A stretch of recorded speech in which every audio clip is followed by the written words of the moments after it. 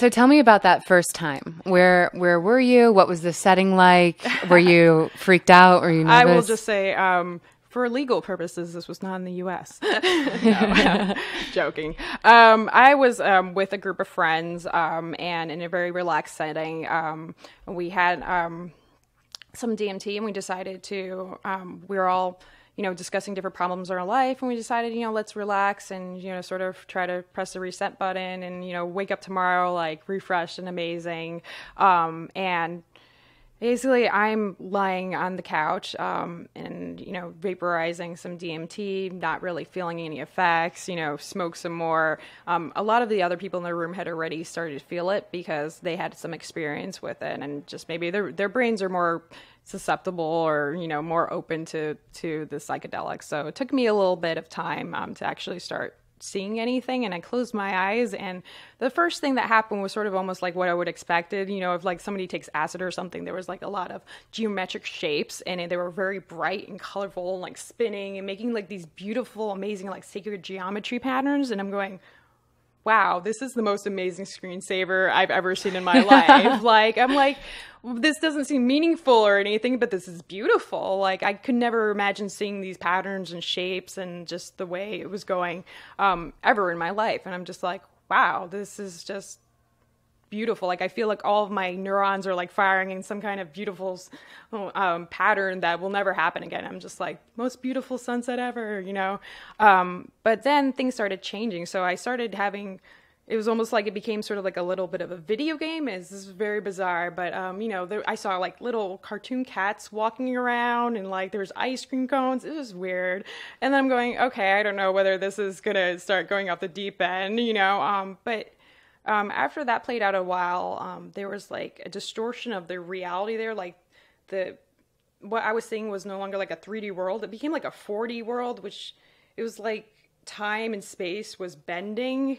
And then I had the sensation of starting to fall, which was really interesting. Should have been terrifying at the moment because like it was like I was falling into a black hole. That's what it felt like. But falling, and finally I sort of fell, and then I felt like I was floating, and it was very white, like sparkly type world. And literally it sounds really cheesy, but it sounded sort of like heaven-like, where there's like clouds, and just like, it felt like I was with like deceased, really amazing, important people. Like, and I was surrounded by like people that were like influential, but cared about me and wanted me to be there and be safe. It was like just an oddly emotional feeling. It was very abstract.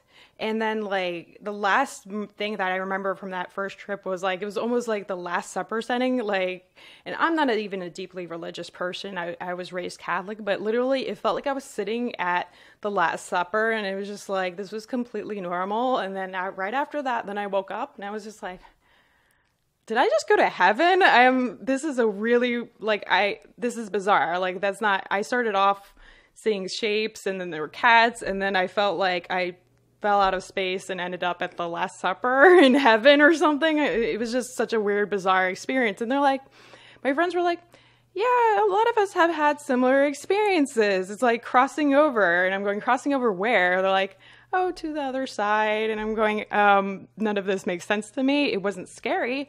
It was fun. It was very interesting to have a like spiritual experience at the end, because again, I don't consider myself spiritual, and I'm going, why would my brain take me there? Out of all the places. But I felt safe. I felt comfortable. I felt accepted.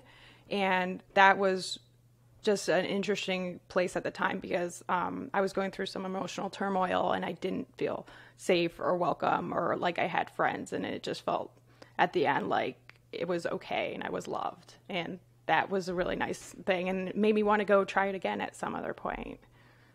Wow. No, it was insane. And all this happened over like 6 minutes, but it felt like, to me, it felt like this was like maybe 2 or 3 hours. And it was just like, oh no, you were just in there for 6 minutes.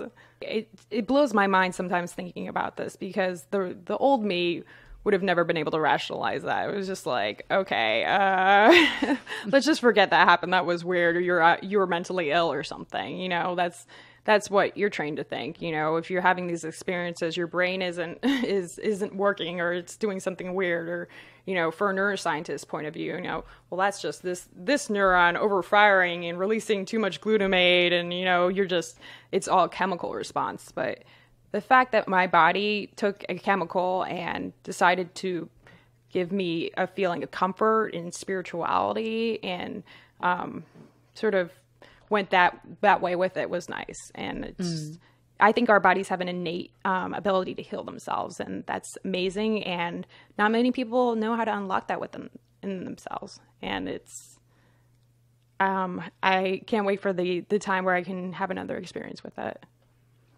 And so you say you originally sought out the DMT to help deal with childhood trauma. I think we've really lost our ways to purge this trauma in Western society. We've lost a lot of the ancient traditions and ancient medicines that allowed people to do so. And instead, we're being given medicines that are more of a Band-Aid on a bullet wound. They don't actually get to the core to treat that trauma. How did DMT help you deal with your childhood trauma? I've even had trips where I felt like I was lifted up, and it's very odd to describe this, but it feels like there's these tall people that are standing up like almost over the earth and looking down on us, and like they're gods or whatever that they are, but they have like a big eye. And I've had one trip where literally I felt like I was looking through their eye at the world below, and like I was a caretaker. I cared about the beings below, and I had this sense that no matter why I'm here, it's okay. I don't need to know, but to know that I'm here for a reason, that I'm cared about, that there's someone always watching and taking care of my world and my people and my friends and my earth, and that it's okay, and that we're all connected. Like we're all, like all those beings, we're all like encircled around like the earth, and like touching each other, and like infusing their energy in the earth. And I just felt that power and that love and that compassion. And I just felt like I needed to bring that love and compassion of everyone back into the world with me. And that feeling alone has just tremendously changed, you know, what my focus is. My focus is now on healing people, helping people. It really wasn't about that before. It was really about data and finding results and presenting results. It wasn't about the people, you know, even though I said I wanted to help people. It was really about, you know, almost like the office grind, you know, do a research study, find results, publish them, you know, basically job security, you know, do a lot of busy work to make sure you have a job the next day, you know, whether it's helping people, it's not, you know, you're just researching the minutia of something doesn't really matter, you know. At the end of the day, I decided to take all of my knowledge and all of my energy and figure out, how do I help humanity? How do I move things forward? How do I really make a difference?